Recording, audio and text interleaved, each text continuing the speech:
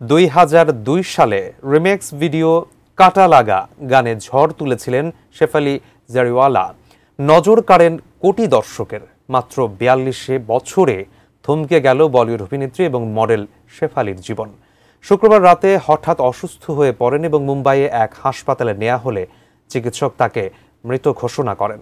তবে ঠিক কী কারণে অভিনেত্রীর মৃত্যু হয়েছে তা নিয়ে ধোঁয়াশা রয়েই গেছে। এ বিষয়ে তদন্ত করছে পুলিশ। বিস্তারিত সুদীপ ঘোষের ডেস্ক রিপোর্টে।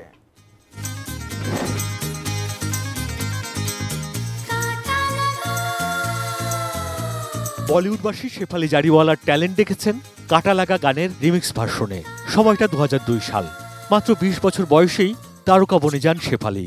তবে একটি গান দিয়ে আকাশচুম্বী জনপ্রিয়তা পাওয়া শেফালি চলে যান অন্তরালে। নিজেকে দূরে রাখেন প্রচারের আলো থেকে। পরে অবশ্য জানা যায় কঠিন এক রোগে আক্রান্ত এই অভিনেত্রী। শাইনি চুলে এখন হবে সব হেয়ারস্টাইল। সিল্কোর দ্বিগুণ শাইনি চুল প্রতিদিন। টাইমস অফ ইন্ডিয়াকে দিয়ে এক সাক্ষাৎকার থেকে জানা যায় 15 বছর বয়স থেকে মৃগী রোগে ভুগছিলেন তিনি। এই রোগের জন্য তার স্কুল জীবন ও সামাজিক জীবনে পড়তে হয়েছে নানা প্রতিকূলতায়। এ কারণেই বাছ বিচার করে খুব অল্প কাজের সঙ্গে নিজেকে যুক্ত করতেন। 2004 সালে বলিউডে ডেবিউ করেন মুঝে শাদি করোগে ছবিতে। সালমান খান, অক্ষয় কুমার অভিনীত এই ছবির একটি ছোট চরিত্রে কাজ করেছেন তিনি। এরপর দু একটি সিরিজেও দেখা গেছে শেফালিকে। শেফালি 2002 সালে বিয়ে করলেও সেই দাম্পত্য সুখের হয়নি। 2009 সালে স্বামীর বিরুদ্ধে মানসিক ও শারীরিক অত্যাচারের অভিযোগ আনেন। বিচ্ছেদ হয়ে যায়। তারপর থেকে অন্তরালেই ছিলেন।